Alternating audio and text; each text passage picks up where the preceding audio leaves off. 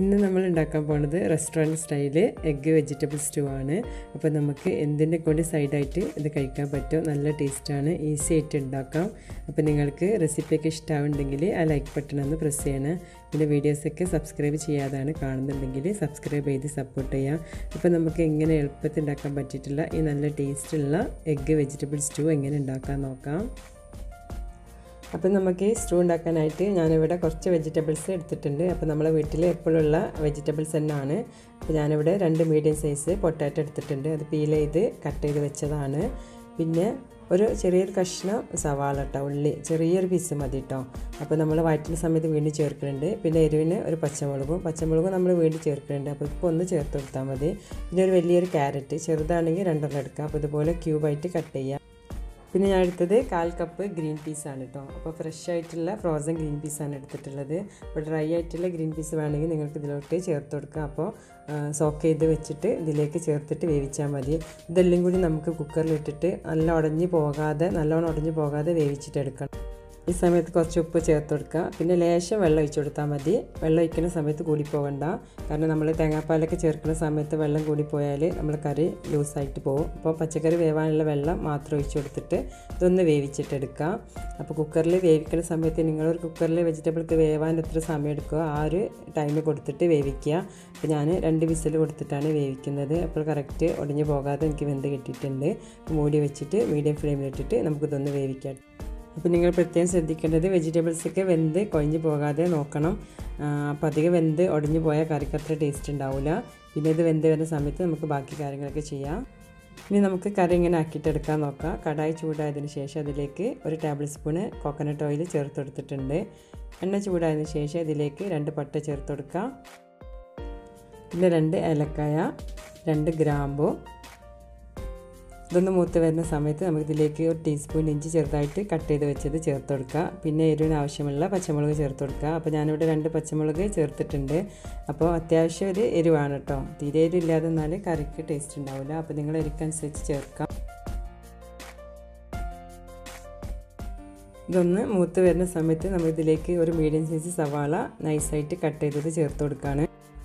ഉള്ളി ചേർത്തതിന് ശേഷം വേഗം വഴന്ന് വരാനായിട്ട് നമുക്ക് കുറച്ച് ഉപ്പ് ചേർത്ത് കൊടുക്കാം. ഉള്ളി വഴന്ന് ബ്രൗൺ കളർ ആക്കണ്ട കേട്ടോ. അപ്പോൾ നമ്മൾ ആ കറിൻ്റെ കളറൊക്കെ മാറിപ്പോവും. നല്ലൊന്ന് വാടി കിട്ടിയാൽ മതി. ഉപ്പും ചേർത്തിട്ട് നമുക്ക് നല്ലോണം വാട്ടിയിട്ടെടുക്കാം. ഇപ്പോൾ നമ്മൾ ചിക്കൻ കറിയൊക്കെ ഉണ്ടാക്കുന്ന മാതിരി ഉള്ളി നല്ല ബ്രൗൺ കളർ ആക്കിയാൽ നമ്മൾ സ്റ്റൂവിൻ്റെ ആ കളറ് മാറിപ്പോവും. അപ്പോൾ നല്ലോണം വാട്ടിയിട്ട് നല്ല ഉള്ളി ഒന്ന് സോഫ്റ്റ് ആക്കിയിട്ടെടുക്കാം. ഇപ്പോൾ ഉള്ളി വാടി നല്ല സോഫ്റ്റായിട്ട് വന്നിട്ടുണ്ട്. ഇതിലേക്ക് 1/2 ടീസ്പൂൺ പെപ്പർ പൗഡർ ചേർത്ത് കൊടുക്കുക. 1/2 ടീസ്പൂണിൻ്റെ അടുത്ത് നമുക്ക് വലിയ ജീരകത്തിൻ്റെ പൊടിയാണ്, അതും കൂടി ചേർത്തിട്ട് ഇതൊന്ന് വഴറ്റിയിട്ടെടുക്കാം. പൊടികളൊക്കെ ഒന്ന് ഉള്ളിയിൽ വാട്ടിയെടുത്തതിന് ശേഷം നമുക്ക് ഇതിലേക്ക് 1 ടേബിൾ സ്പൂൺ മൈദപ്പൊടി ചേർത്ത് കൊടുക്കണം. അപ്പോൾ നമ്മളെ കറിക്ക് നല്ലൊരു കുറുക്കം കിട്ടാൻ വേണ്ടിയിട്ടാണ് മൈദപ്പൊടി ചേർത്ത് കൊടുക്കുന്നത്. അപ്പോൾ നല്ല തിക്കായിട്ടുള്ളൊരു കറി നമുക്ക് കിട്ടും. മൈദപ്പൊടി ചേർത്തതിന് ശേഷം നമുക്ക് ഉള്ളി കിടന്നിട്ട് ഇതൊന്ന് വഴറ്റിയിട്ടെടുക്കണം. അതിൻ്റെ പച്ചച്ചുവൊക്കെ ഒന്ന് മാറ്റിയിട്ടെടുക്കുക. അപ്പോൾ എണ്ണ കിടന്ന് തന്നെ നല്ല വഴന്ന് വന്നോളും. അപ്പോൾ നമ്മൾ ചേർത്തിട്ടുള്ള മൈദപ്പൊടി ഉള്ളി കിടന്നിട്ട് നല്ലോണം മുരിഞ്ഞ് കിട്ടിയിട്ടുണ്ട്. നല്ലോണം ഒന്ന് റോസ്റ്റായി കിട്ടിയിട്ടുണ്ട്. ഇനി നമുക്ക് പുഴുങ്ങിയ 3 എഗ്ഗ് ഇതിലേക്ക് ചേർത്ത് കൊടുക്കുകയാണ്. അപ്പോൾ എഗ്ഗ് ചേർക്കുന്ന സമയത്ത് സ്ലിറ്റ് ചെയ്തിട്ട് ഒന്ന് ചേർത്ത് കൊടുക്കുക. അപ്പോൾ മസാലയൊക്കെ എഗ്ഗിൽ പിടിക്കാൻ വേണ്ടിയിട്ടാണ്. 2 സെക്കൻഡ് ഇങ്ങനെ ഒന്ന് വഴറ്റിയതിന് ശേഷം നമുക്കിതിലേക്ക് വേവിച്ച വെജിറ്റബിൾസ് ചേർത്ത് കൊടുക്കാം. അപ്പോൾ വെജിറ്റബിൾസ് അധികം ഒന്നും ഉടഞ്ഞു പോയിട്ടില്ല കേട്ടോ. ഈ രീതിയിൽ വേണം ചേർത്തെടുക്കാനായിട്ട്, എന്നാലും വെന്തിട്ടുണ്ടാവണം. ഇത് നല്ലോണം ഒന്ന് മിക്സ് ആക്കിയതിന് ശേഷം നമുക്കിതിലേക്ക് 2ാം പാല് ചേർത്ത് കൊടുക്കുകയാണ്. ആവശ്യത്തിന് 2ാം പാല് ചേർത്തതിന് ശേഷം നമുക്കൊരു മീഡിയം ഫ്ലെയിമിലിട്ടിട്ട് ഇതൊന്ന് തിളപ്പിച്ചിട്ടെടുക്കണം. ഒരു 5 മിനിറ്റ് നല്ലോണം ഒന്ന് തിളപ്പിക്കുക. വെജിറ്റബിൾസൊക്കെ ഓൾറെഡി വെന്തതാണെന്നാലും ഇതെല്ലാം ഒന്ന് യോജിച്ച് കിട്ടാൻ വേണ്ടിയിട്ട് ഒരു 7 മിനിറ്റൊക്കെ നല്ലോണം ഒന്ന് തിളപ്പിക്കുക. തിളച്ച് വരുന്ന സമയത്ത് നമുക്ക് ഇളക്കി കൊടുക്കാം കേട്ടോ. ഇപ്പോൾ നമ്മൾ ചേർത്തിട്ടുള്ള 2ാം പാലൊക്കെ നല്ല തിളച്ച് ഒന്ന് കുറുകി വന്നിട്ടുണ്ട്. 2ാം പാല് ചേർത്ത് ഇങ്ങനെ നല്ല തിളച്ചതിന് ശേഷം നമുക്കിതിലേക്ക് 1ാം പാല് ചേർത്ത് കൊടുക്കുന്ന സമയത്ത് ഫ്ലെയിം ഒന്ന് കുറച്ച് കൊടുക്കുക. എന്നിട്ട് വെട്ടി തിളപ്പിക്കരുത് കേട്ടോ. നല്ലോണം ചൂടാക്കിയിട്ടെടുക്കുക. അല്ലെങ്കിൽ ജസ്റ്റ് ഒന്ന് തിള വരുന്ന സമയത്ത് നമുക്ക് ഫ്ലെയിം ഓഫാക്കുക. അപ്പോൾ നല്ലോണം ഒന്ന് ഇളക്കി കൊടുക്കുക. ഈ ഒരു തിക്നെസ്സിലാണ് നമ്മുടെ കറി വേണ്ടത്. ഉപ്പ് ആവശ്യത്തിന് ഈ സമയത്ത് ഇല്ലെങ്കിൽ ചേർത്ത് കൊടുക്കുക. ഞാൻ നോക്കിയപ്പോൾ ഉപ്പിൻ്റെ കുറവുണ്ടായിരുന്നു. അപ്പോൾ ഞാൻ ആവശ്യത്തിന് ഉപ്പ് ചേർത്ത് കൊടുക്കുകയാണ്. പിന്നെ പിഞ്ച് ഈ സമയത്ത് ഗരം മസാല ഞാൻ ചേർത്ത് കൊടുക്കുന്നുണ്ട്.